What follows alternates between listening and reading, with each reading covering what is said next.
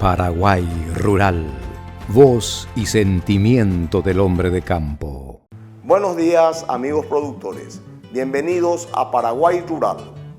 En una visita a nuestro país tuvimos la oportunidad de compartir con el médico veterinario Gabriel Bo, máster en ciencias veterinarias, quien nos habla de las actualizaciones técnicas en la materia de IATF. Vamos al material.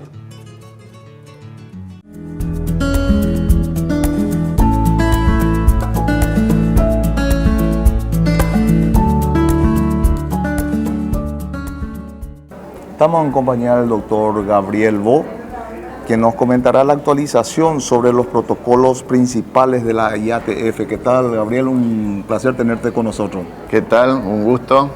Muchas gracias por invitarme. Y bueno, los protocolos de IATF hoy ya son una realidad en toda la región, tanto en Paraguay como en Argentina, como en Brasil y Uruguay.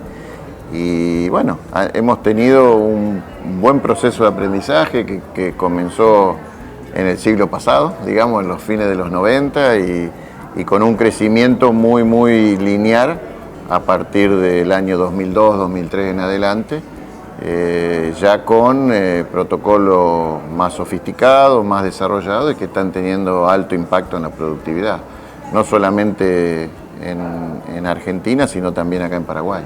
¿En qué consiste este protocolo, doctor? La idea del protocolo, hay dos cosas.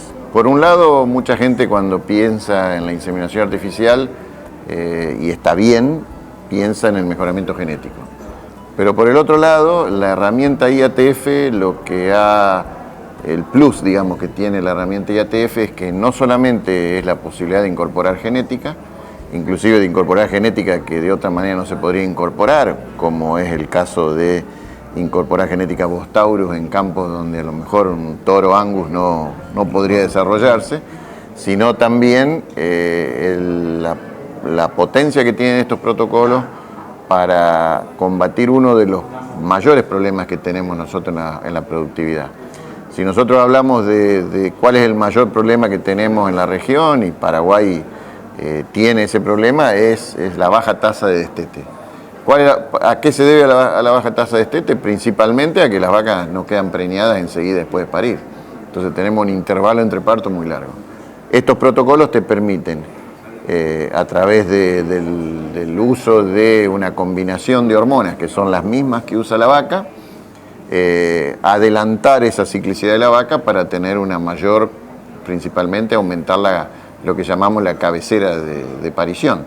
Entonces se pueden tener altas tasas de preñez en periodos cortos de tiempo, combinando la IATF con un servicio con toro. Entonces uno puede llegar a tener buenas tasas de preñez en un periodo de 90 a 100 días, como hemos visto ya resultados de campos en Paraguay que vienen implementando esta tecnología ya hace varios años y que realmente vemos las mejoras que tiene. ¿Cuál es la etapa, digamos, la duración para volver a preñar a la vaca? ¿Cuál es lo ideal? En general las vacas, después que paren, van a tener un periodo de que el útero se tiene que volver a acomodar, que se llama periodo de involución uterina, que es más o menos 30 días. Y después de los 30 días vamos a tener un periodo muy variable que va a estar directamente relacionado con la condición corporal al parto, hasta que la vaca comience a mostrar celo y esté en condiciones de preñarse. Ese periodo, si la vaca está en buenas condiciones, pare con buena condición corporal, no es más a 60 días. Si la vaca pare con menor condición corporal, puede llevar a 120 días. O hay algunos trabajos que se han hecho que hay vacas que han tardado hasta 6 meses en llegar. Y nosotros, para tener el mayor uso eficiente del recurso nuestro, que es la pastura, nosotros tenemos que tener un intervalo entre partos de 365 días, o sea que la vaca tenga un ternero todos los años. Para eso, todas las vacas se tienen que preñar dentro de los 85 días posparto. Entonces, si la vaca tiene un periodo de anestro muy largo, no va a preñarse dentro de los 85 días. Entonces, lo ideal es decir, bueno, cuando mis vacas están ya con 40 días posparto, puedo empezar a utilizar estos tratamientos hormonales para que preñara estas vacas al principio entre los 60 y 70 días, y la que no se preñe, que ya empiece a ciclar para que después o la preño yo con una nueva inseminación o se preña con los toros. Entonces ese es el tema, ¿no? Es darle el puntapié inicial al servicio para poder tener mucha tasa de preñez al principio del servicio. Esto debe ir acompañado también de un buen manejo nutricional, un buen manejo sanitario. Nada es milagroso. Y las hormonas no son milagrosas, porque nosotros usamos las mismas hormonas que produce la vaca. Ahora que hay tanta discusión acá en Paraguay con respecto a los europeos y demás, también lo vamos a hablar cómo es el tema, pero si uno aplica un tratamiento hormonal y no lo acompaña con un manejo nutricional, y si no tenés un buen programa sanitario, todo lo que hiciste o todo lo que intentás hacer con la inseminación lo vas a perder porque las vacas te abortan. Entonces, lógicamente, es un proceso de aprendizaje en el cual tiene que estar incorporado el profesional, tiene que estar incorporado el dueño de la estancia, el personal. Las vacas tenemos que empezar a aprender a suplementar los animales, tenemos que aprender a tratar de que las vacas paran con una buena condición corporal, manejar la identificación individual de las vacas, es decir, son muchas cosas que se inician con la IATF. Entonces la IATF es el punto de partida para después empezar a hacer un montón de cosas que son necesarias para realmente tener una mejor productividad. Y eso también, doctor, diríamos, ¿hay un solo proceso o hay varios procesos de...? Son varios procesos, por eso, bueno, yo creo que hoy el veterinario moderno no solamente tiene que ser el que palpa las vacas, sino que hoy el que insemina las vacas. El veterinario moderno tiene que estar metido no solamente en el proceso de la inseminación propiamente dicho, sino que tiene que estar metido en el proceso de la planificación, tiene que trabajar con el ingeniero agrónomo en la planificación forrajera. Tenemos que, por ejemplo, uno de los problemas que yo sé que hay en Paraguay es el tiempo que le lleva a las vaquillas para empezar a ciclar. Todavía hay campo en el Paraguay que las vaquillas recién se preñan con 36 meses. Si vos tenés vaquillas que recién se preñan con 36 meses, el 41% de tu estancia está dedicado a animales que no producen nada. Porque tenés las destetadas, las de 1 año, las de 2 años y las de 3 años hasta que se preñen. Entonces, casi el 50% de tu rodeo es improductivo. Si vos disminuís esa categoría a un servicio de 24 meses, ya te sacás un buen número de animales que lo podés aprovechar con vacas preñadas. Y si después vos haces lo que vimos en varias charlas que se están haciendo ahora en Brasil, donde ya con vaquillas Nelor están inseminando con 15 meses, vos aumentás mucho más la producción. Entonces, en el mismo lugar que vos antes tenías 500 vacas de cría, ahora podés tener 700. Y eso indudablemente se traduce en ganancias en kilos de carne, en productividad y en dinero.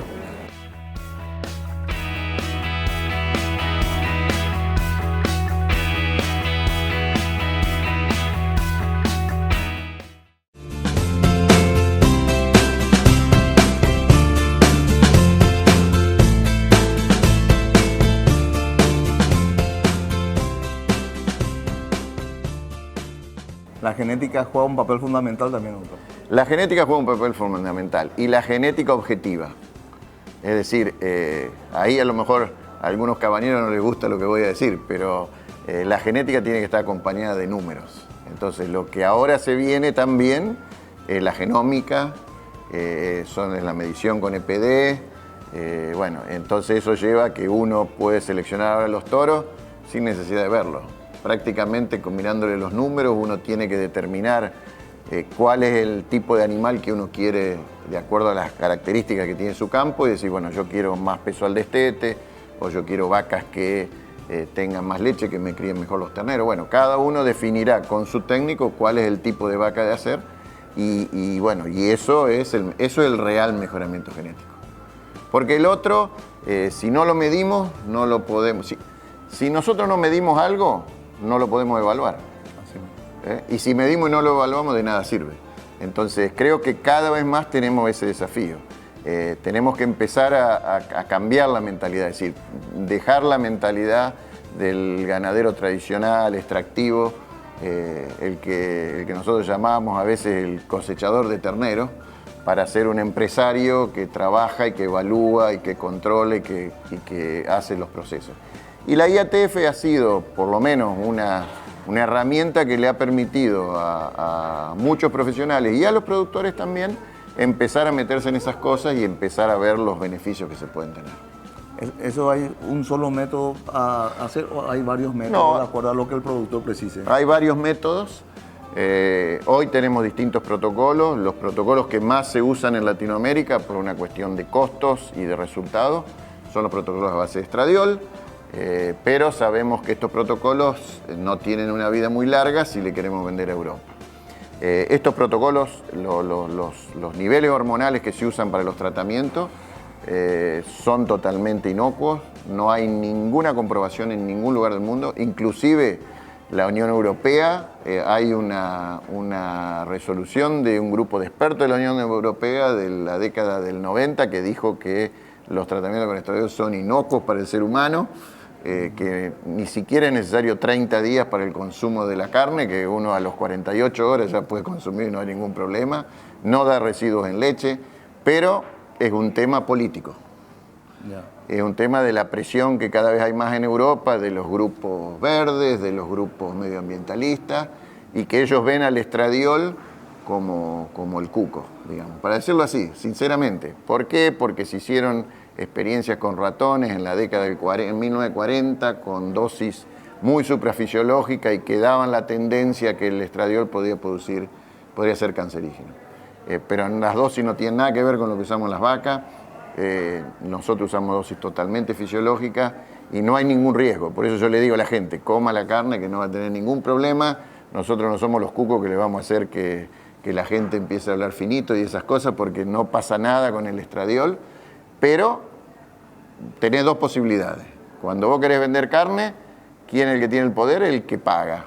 Y si el que paga no quiere que vos no tratés las vacas con estradiol, hay que usar tratamientos alternativos. Y hoy, gracias a Dios, tenemos tratamientos alternativos que pueden llegar a reemplazar el uso de los protocolos con estradiol. A lo mejor van a ser un poquito más costosos, pero van a ser no tanta la diferencia. Y por suerte tenemos una herramienta muy importante, una herramienta hormonal muy importante para preñar las vacas en estro, que se llama gonadotrofina coriónica equina. Y mientras nosotros podemos utilizar la gonadotrofina coriónica equina, en lugar de administrarle el estradiol, lo que vamos a hacer es darle esa hormona para que el folículo, que es el que va a ovular en la vaca, produzca ese estradiol y nos permita tener buenas tasas de preñez. Esto ya se está utilizando en varios países, ¿verdad? Sí, en Uruguay, por ejemplo, ya se viene utilizando porque, bueno, sabemos todo que Uruguay directamente, como ellos participa, su mercado europeo es mucho más grande que el que tiene Argentina y Paraguay. Entonces, ellos decidieron directamente prohibir el uso del estradiol y ya vienen usando GNRH desde hace un año por lo menos. Y las experiencias que hemos visto de los investigadores uruguayos con respecto a las tasas de preñez con protocolos de IATF, utilizando con protocolos con GNRH, son muy parecidos a las que se tienen con los protocolos con estradiol. Bueno, habrá que hacer algunas adaptaciones en ganado más cebuino y qué sé yo, pero yo creo que la oportunidad está y lo que hay que hacer es perfeccionar. No es que se nos va a caer la IATF por hacer esto. En Argentina lo que se está haciendo ahora, por lo menos mientras tanto, es los campos que están certificados por la Comunidad Económica Europea están empezando a usar esos protocolos y el resto del país sigue usando el protocolo con estradiol. Bueno, doctor, para ir culminando, ¿algunas recomendaciones para el productor en todo este trabajo?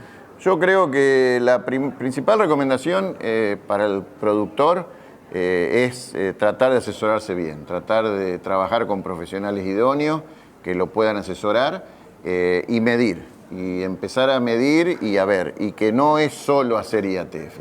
Porque yo trabajo con embriones desde hace, bueno, no quiero decir cuánto porque hace mucho, pero bueno, desde la década del 80 que trabajo con embriones. Y muchas veces uno se ve se encuentra con productores que quieren empezar a hacer embriones y capaz que no tienen ni un 50% de preñez en la estancia. Entonces, bueno, hay que empezar, no hay que empezar de la cabeza para los pies, sino de los pies a la cabeza. Entonces, creo que esto es un proceso de aprendizaje.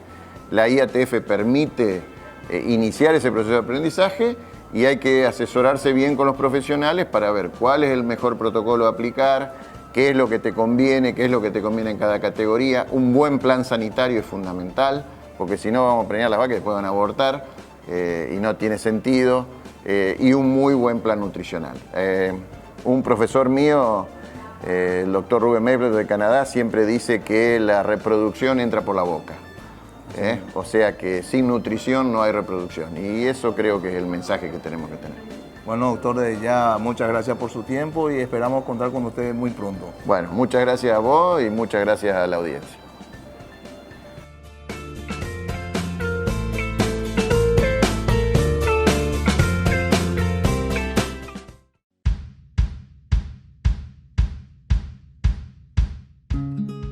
Sean bienvenidos a nuestro bloque informativo de Paraguay Rural para el Mundo. Soy Elisa Guanes y estas son las principales informaciones.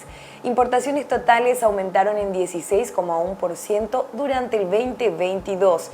La balanza comercial cerró el año 2022 con un déficit de 1.288,9 millones de dólares, explicado por el aumento del 16,1% en las importaciones totales, según lo divulgó el Banco Central del Paraguay.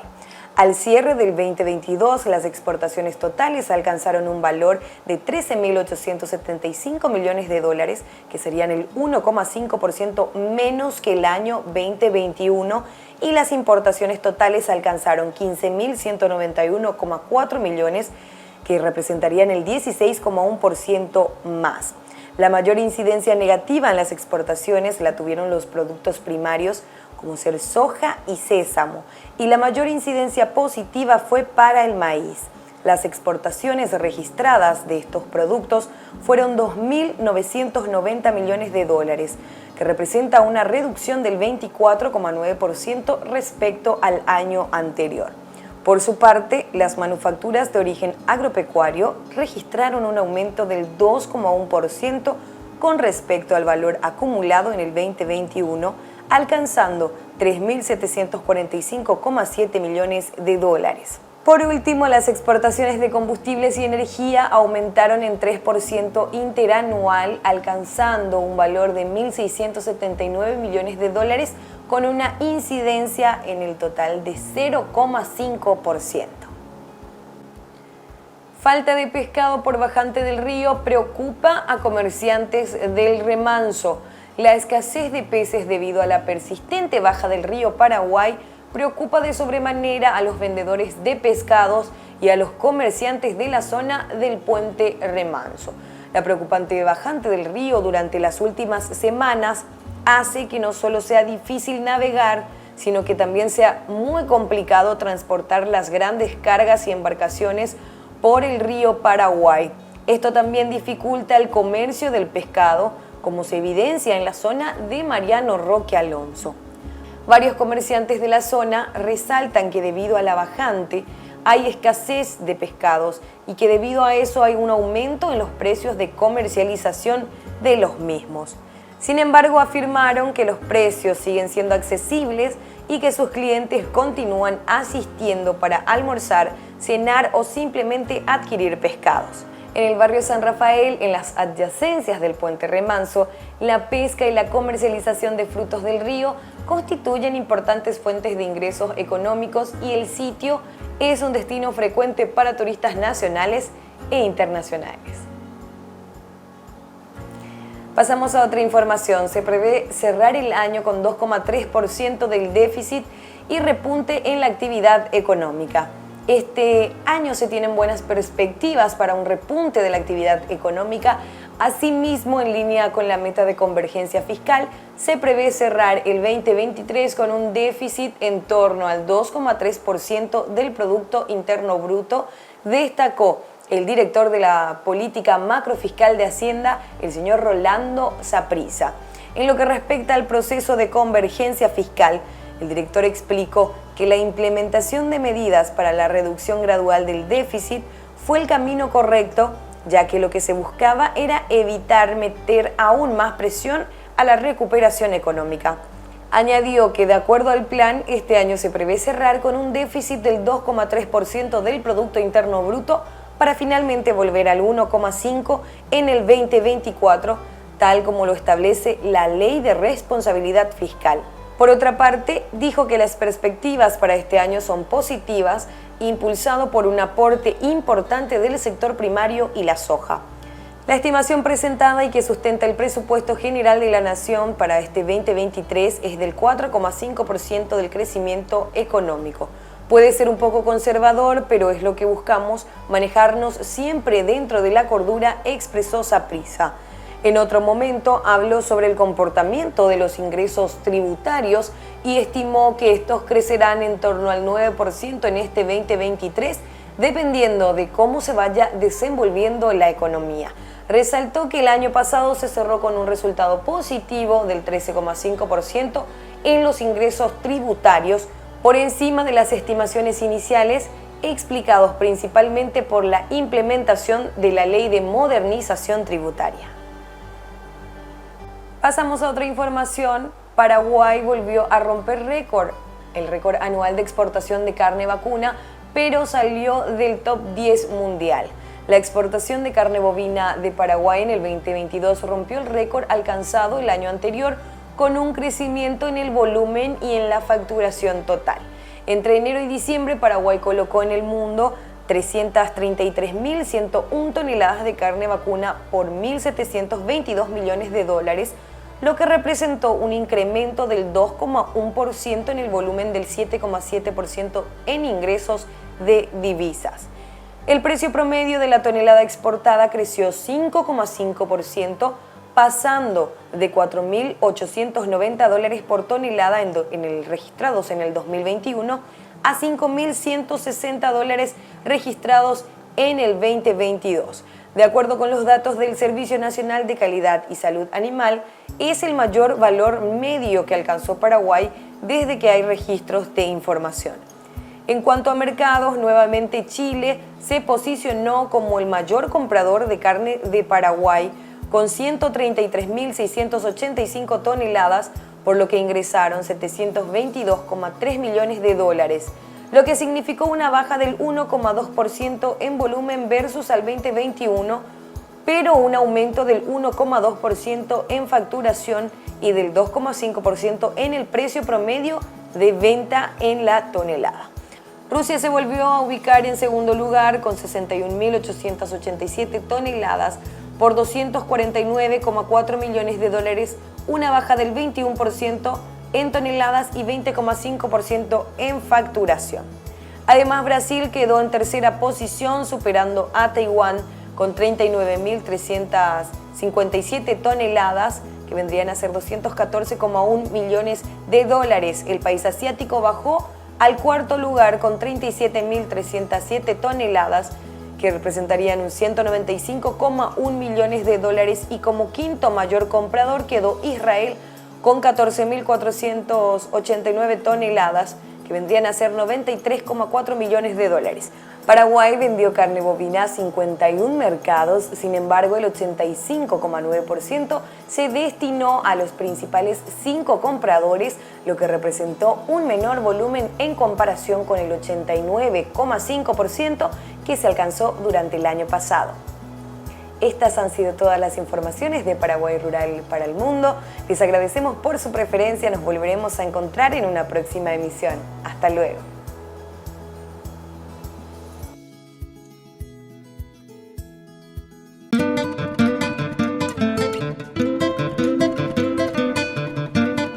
Llegamos al final de nuestro programa. Agradecemos su atención y preferencia y lo invitamos a seguir siendo parte de la programación de Canal Rural.